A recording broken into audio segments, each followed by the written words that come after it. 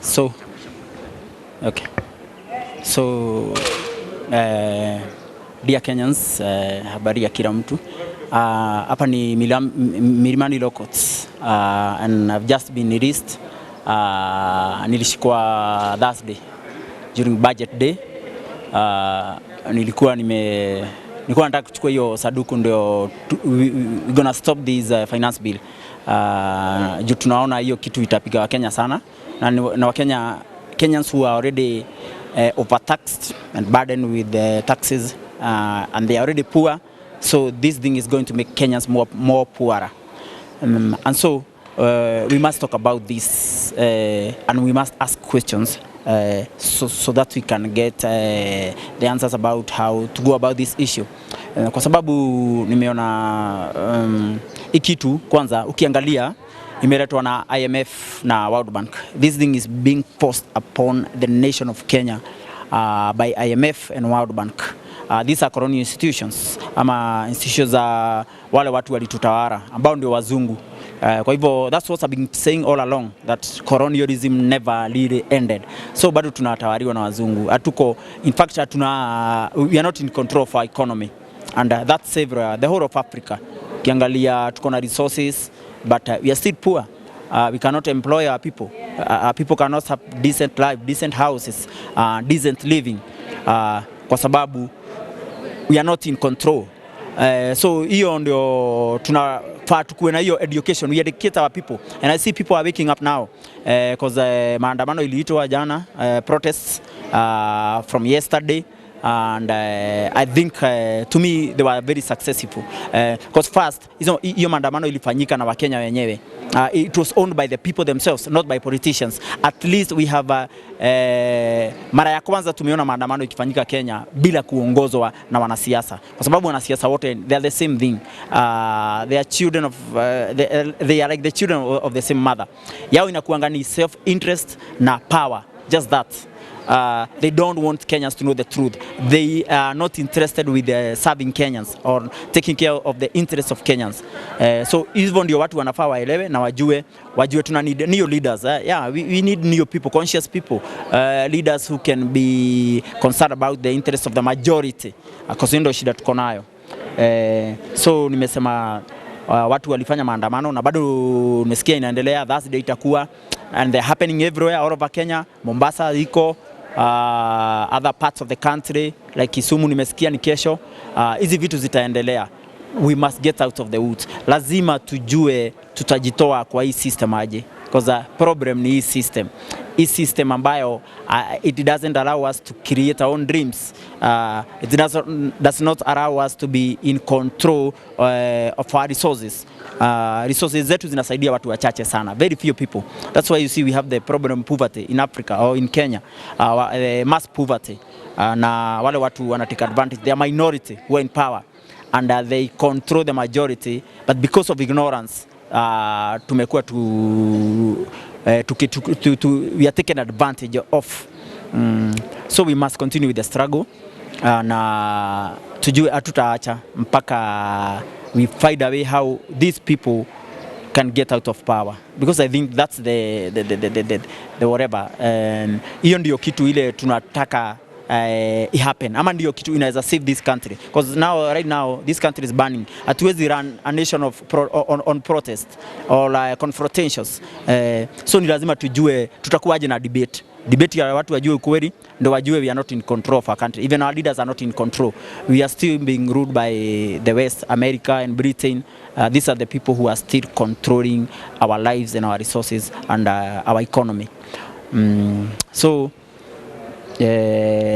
tuko pia protest ya jana, tuko very concerned. Kuna watu walishikwa, though some of them have been released, lakini hapa tuko Milimani na tunagoja Boni and two other people hawajafikishwa kotini, and tujui ni kwa nini, kwa sababu tukiangalia masaa inaendelea kuisha. Anytime the courts masaa ya koti itakuwa imeisha na koti zitafungwa, na Boni hajapelekwa kotini, hajakuwa charged, and you are not supposed to stay in a police cell or police station more than 24 hours. That is according to the constitution. So we don't know what they are planning to do with Boni. Kwa hivyo tuko concerned na ni lazima tujue mpaka mwisho. Tumefuata issue ya Boni nao wengine. Hatuwezi waacha kwa noma, hatuwezi waacha kwa ngori. Lazima tujue haki imefanyika kwa sababu they were practicing their democratic right. Kuprotest si crime, is a right, is a democratic right, and we must defend it until the very end. Lazima tu defend nini katiba yetu. We the people are the most powerful words of the constitution of Kenya. So wa Kenya wana exercise their democratic right. So ni lazima tuangalie hiyo maneno. Issue nyingine nimesikia ni issue ya Nuru Okanga. Nimesikia he has been charged in court and unfortunately amepigwa fine iko juu sana, of which he might be unable to raise the fine or the board that yenye amepigwa na koti. Ile kitu tunasema, let people be allowed to express themselves. Somebody said that the problem in the world is because people are not allowed to tell their stories. That is why we are in problems. Kwa hivyo mtu akipeana story yake, what he said might be interpreted by the system as a criminal, but actually he's an artist trying to bring out a certain narrative, a certain conversation, a certain debate. Kwa sababu watu pia wanateka advantage yetu, wanacheza siasa na maisha yetu, na hiyo ndo imekuwa issue ya Kenya. In fact, politics za Kenya hazijai kuwa about issues. The issues of the people who have given power to these politicians. But the politics of Kenya have always been about self-interest of individuals. That is why nchi ni kama inaoniwa na some few families. In fact, less than 3 families who own this country. And then with their some agents here and there, wako na watu wao hapa na pale, lakini hao watu tukiangalia they are not si wengi kutuliko. Kwa hivyo tukishikana na tutumie nguvu yetu pamoja na unite na tuambie watu wetu inawezekana, itawezekana. We need to show African leaders that because they have failed people, they should not cling to power, because ndio shida ya Africa, clinging to power. They must know that a time comes when you must retire honorably, and I think that is the only remaining thing to do for African leaders, especially Ruto, the president of Kenya. The only thing that remains is for him to resign honorably, so that Kenyans can take back their country. It's our right. We are not begging, but we are demanding. So I think for now hiyo ndio nitasema, lakini tutaendelea na hizo maneno protest. Yeah, that's kwamba sasa story ya Boniface ambaye ni mwanakakati mwingine hajaweza kufikishwa kotini. Inawapea challenge gani kama nini mwanakakati? Inatupea challenge kwa sababu hiyo ikifanyika, you know, Boni is a known a renowned activist. So Boni anajua, he knows how, okay, he is known anyway, and he's kind of akona experience. So tukiona Boni akifanywa hivyo, tunajiuliza na ule mwenye anaanza sahi, ule mwenye ajui. Kuna kijana alikuja hiyo protest the first time yesterday. We saw young people coming out. Sasa mtu kama huyo akishikwa na ana hiyo experience ama ana nini kama Boniface, what will happen to her or to him? So that is why we are concerned, because we cannot allow these people to override the constitution. The constitution is very clear about protests.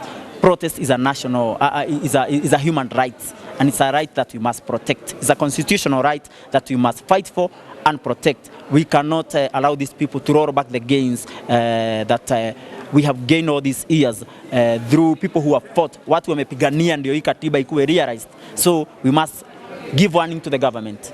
We will not let them mutilate the constitution.